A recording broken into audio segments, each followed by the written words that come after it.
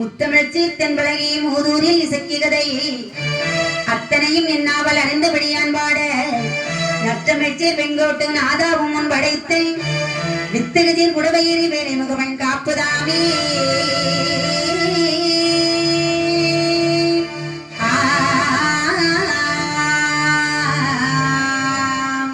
திட்டமாய் முன்பிறப்பில் செய்த தீவினை கை வந்தேன் கட்டுடன் விலகி ஒரு கழிப்புடன் அங்கு வந்தேன் சக்தியை வரித்திரவி நீடி சிறப்புடன் வந்த கதையை திட்டமாய் வெள்ளில் பாட சிவர் மகன் கணபதி காப்புதாமே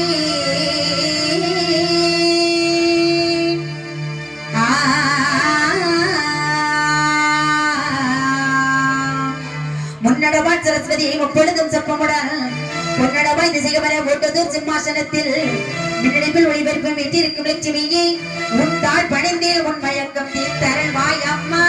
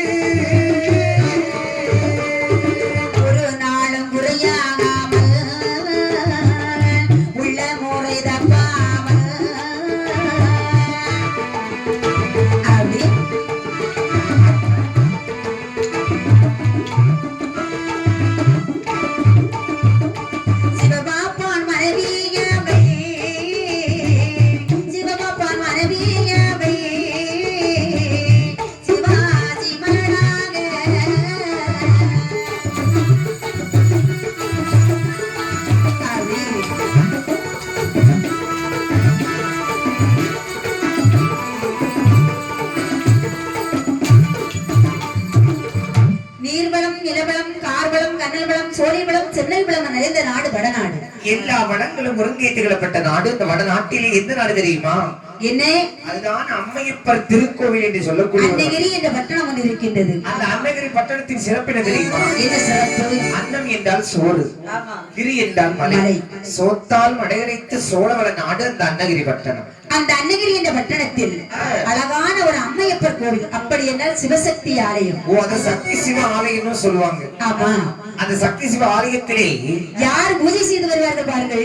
யாரும் பூஜை செய்து வருகின்றார்கள்? சிவபாப்பான் பூஜை செய்து வருகின்றார். 61 மலையவருக்கு தலைமை பாப்பான் தான் சிவபாப்பான். ஆமா, அப்படி பூஜை செய்து வருகின்ற காலத்தில் சரி சரி சிவ ஆசி என்ற பெண்ணை மணமுடிக்கின்றார். அதாவது இல்லறம் அல்லது நல்லறம் என்று சொல்லக்கிழங்க. ஆமா, அங்கே சிவ ஆட்சி என்று சொல்லக்கூடிய பெண்ணை திருமணம் முடித்து நல்லறமும் இல்லறமாக இல்லறமும் நல்லதுமாக வாழ்ந்து வருகிறார்கள். அப்படி வாழ்ந்து வரும்போது இவர்களுக்கு எல்லா செல்வங்கள் இருந்தும் ஆனா ஒரே ஒரு செல்வம் மட்டும் இல்லை. குழந்தை செல்வம் என்று சொல்லக்கூடிய ஒரு மிகப்பெரிய செல்வம் இவர்களுக்கு குழந்தை செல்வம் இல்லாத காரணத்தினால் சிவபாப்பான் மன்னவனை பார்த்து சிவாசியார் சொல்கின்றார். என் ஆசிநாதா 12 திருவகிரில்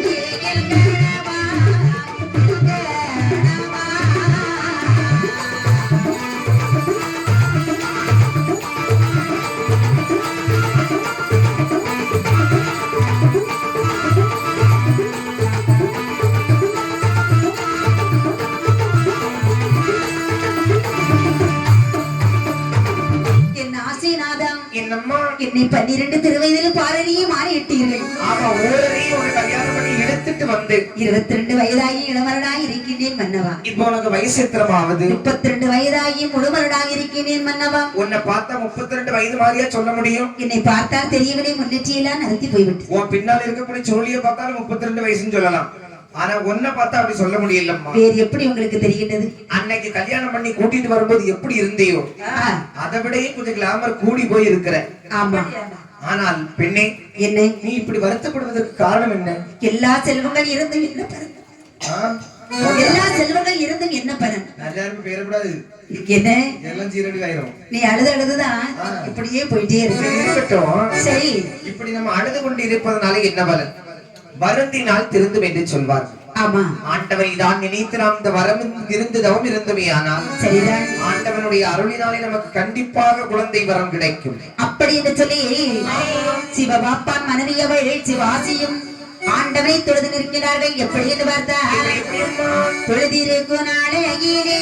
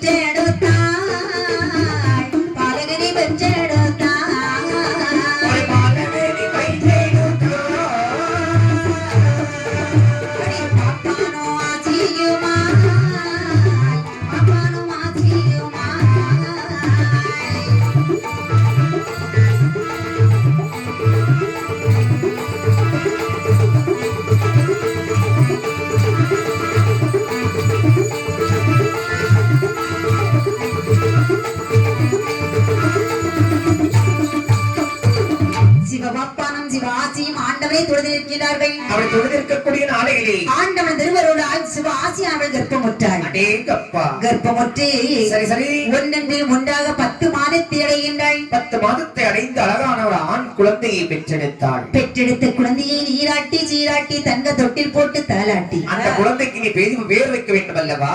எப்படி பேர் சுட்டுகிறாய் என்று பார்த்தால் வேதியன் என்று திருநாம பெயரது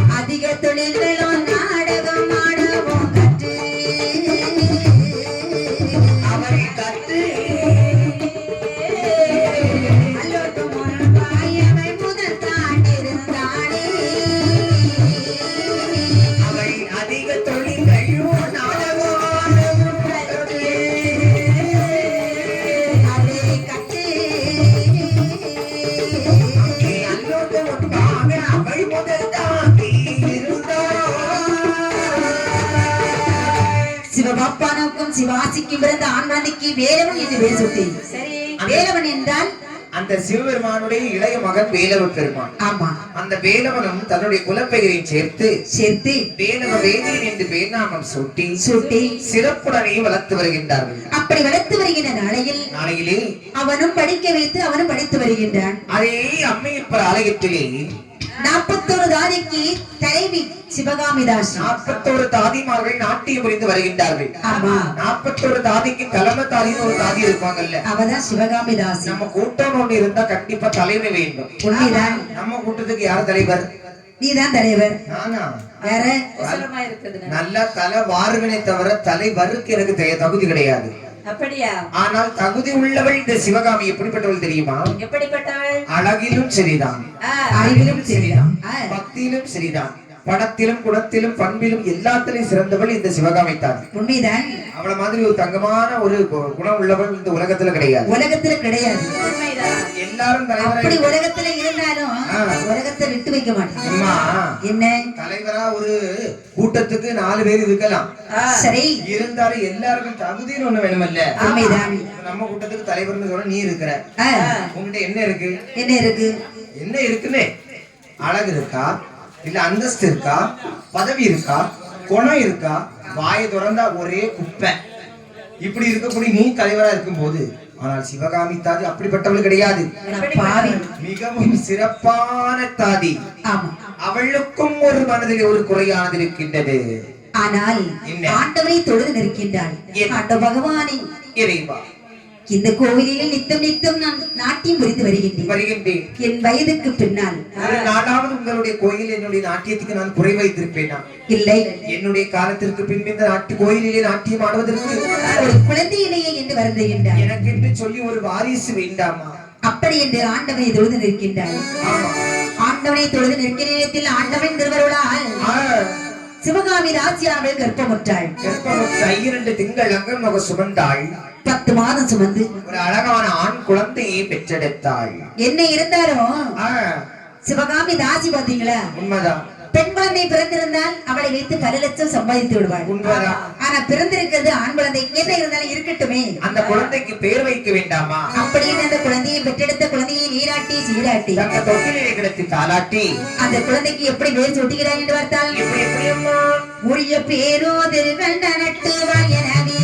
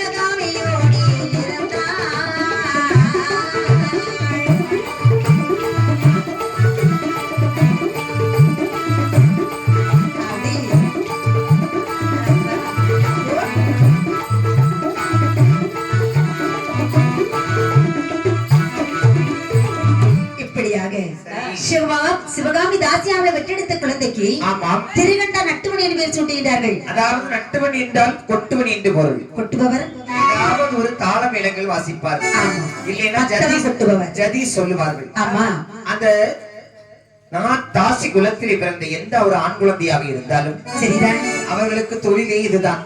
ஆமா, உடனே நினைக்கின்றாள். என்ன நினைக்கின்றாள்? சரி, கஷ்டப்பட்டு நம்ம தவம் இருந்து ஒரு ஆண் குழந்தை பெற்றெடுத்துட்டோம். ஆமா, பெற்றெடுத்த குழந்தைக்கு இனி அரும் தவம் இருந்தாயும். ஆமா அம்மா, எந்த குலத்தை பொறுத்த வரையிலும் ஆண் குழந்தை பிறந்தா சந்தோஷப்படுவாங்க, உண்மைதான். ஆனால் இந்த தாசி குலம் இருக்கு பாத்தீங்களா, தாசி குலத்துல ஆண் குழந்தைகள் பிறந்தா அவங்களுக்கு செல்வாக்கே கிடையாது.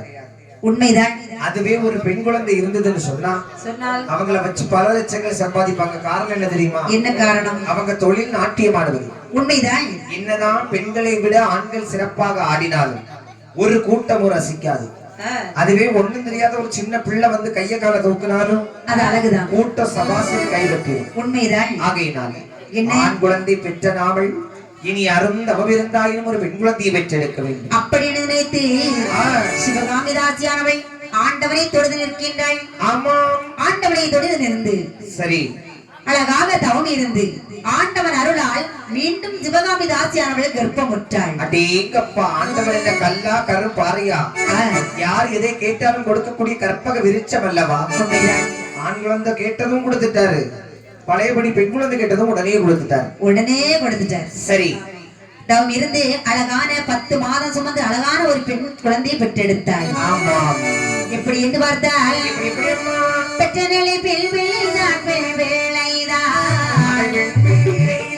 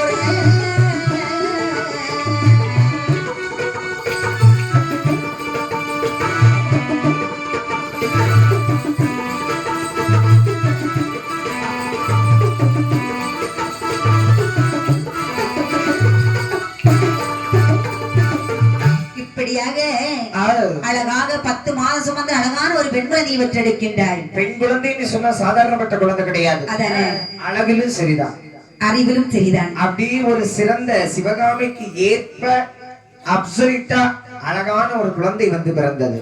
குழந்தை பிறந்தது. பிறந்த குழந்தையை நீராட்டி சீராட்டி தங்க தொட்டில் போட்டு தாளாட்டி.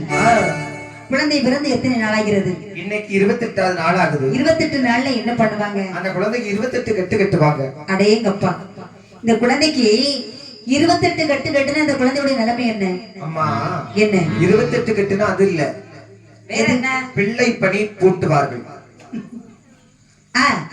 பெண் குழந்தைக்கு எல்லோரும் நினைக்கின்றார்கள், அடி அக்கா என்னடி நம்ம ஊர்ல சிவகாமி தாதி கற்பமுற்று ஒரு குழந்தையை பெற்றிருக்கிறா, அதுவும் பெண் குழந்தை, அழகான குழந்தை.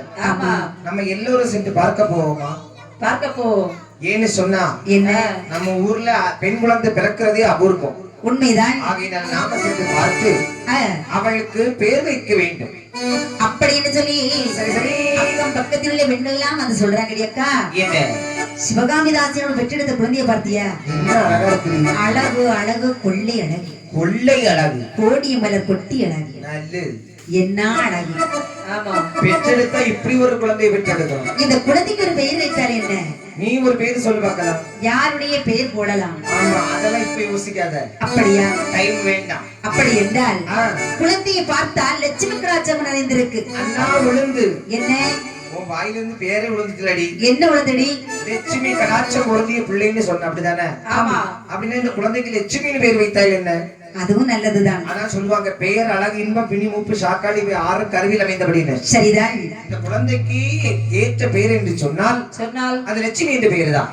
அப்படி என்று சொல்லி லட்சுமி என்று பெயர் சூட்டி நாளில் மேலே விழுது வண்ணமாக எப்படி வளர்ந்து வருகிறேன் என்று பார்த்தால் எப்படி வளர்ந்தாலே நல்ல லட்சுமியோ படரும் பிறை நல்ல சந்திரனை போல் ஒரு வயது நல்ல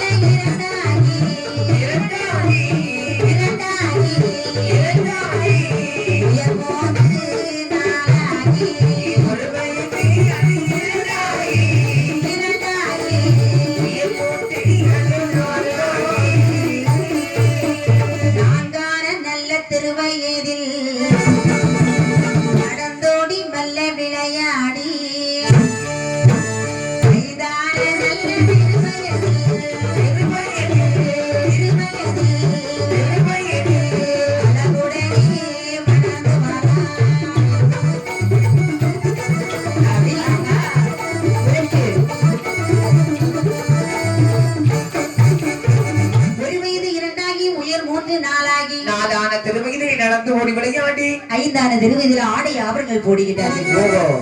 குழந்தை 6-7 வயதில் லட்சுமியை படிக்க வைக்க வேண்டும்.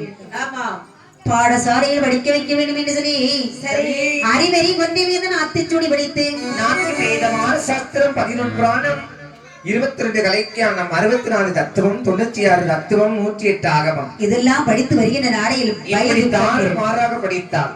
படித்து வருகின்ற நாளையில் அவளுக்கு வயது 12 வயதில் இந்த லட்சுமியுடைய அழகு பிரகாசம் எப்படியும் அழகு அழகானது எப்படி இருக்கிறது என்று பார்த்தா சூரியனை காணாகாலோ சுற்றி ஒரு கருப்பு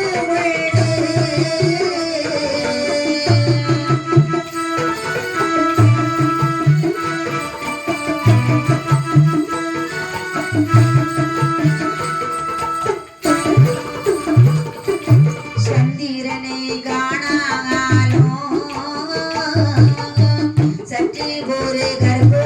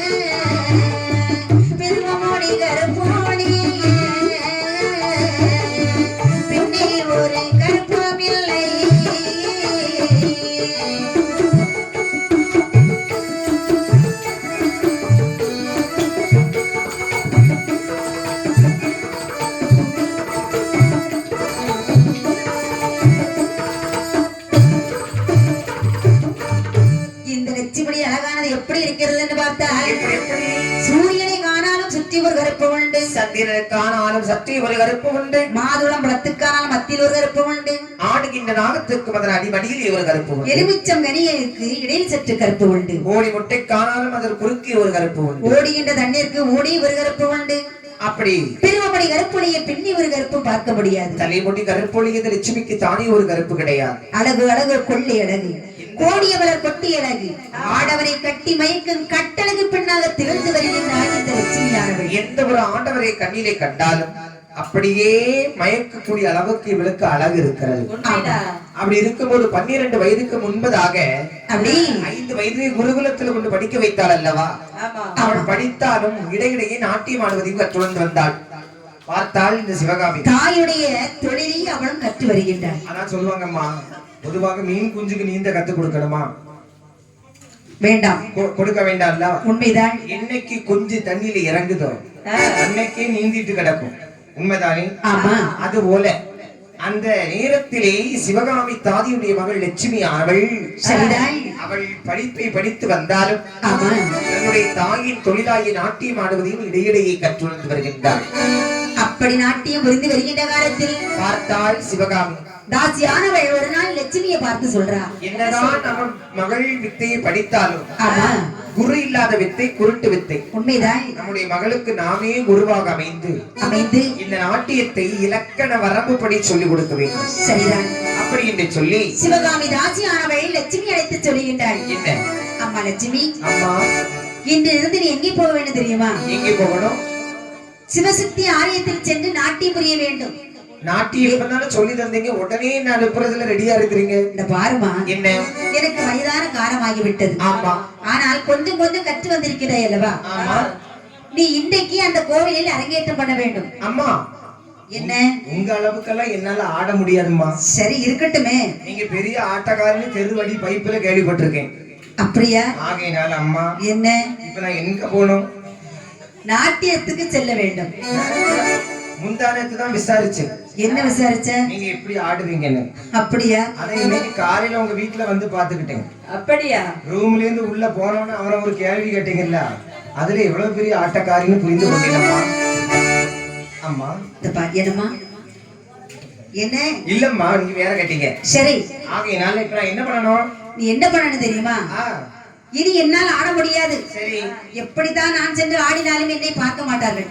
ஏன் அப்படி? உங்களுக்கு வயதான காலமாகி விட்டது அல்லவா? அண்ணா அம்மா, என்ன என்னைக்கு நமக்கு மார்க்கெட் போயிட்டு நமக்கு தோணுதோ அன்னைக்கே வீட்டுல இருந்துடணும். அதுக்கப்புறம் 2000 ரூபாய் சேலையை வாங்கி கொடுத்துட்டு அழகா வீட்டு வச்சுட்டு ஒரு பிரயோஜனம் இல்ல.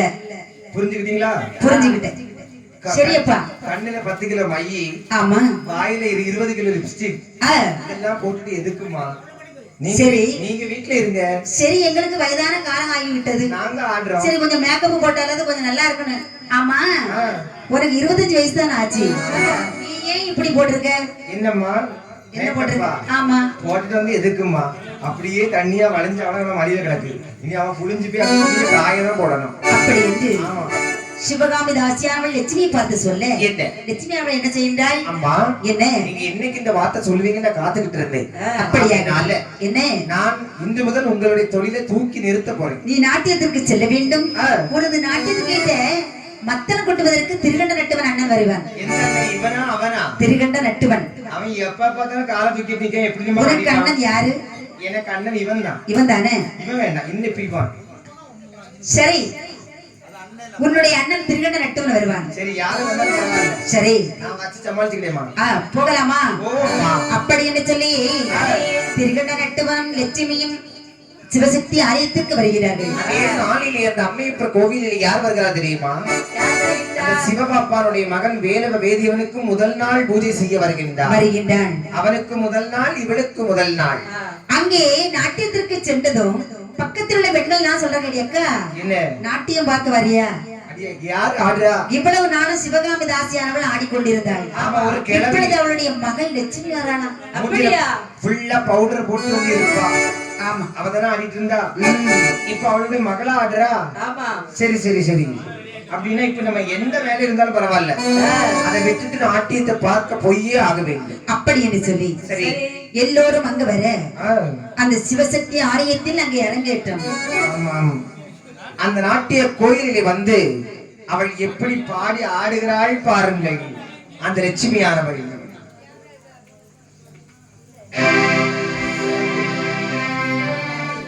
தங்க பதுமை ஒன்று சதுராடுது, தங்க பதுமை ஒன்று சதுராடுது, அது சந்தனப்பூர் குழம்பில் இணைந்தோடுது. தங்க பதுமை ஒன்று சதுராடுது.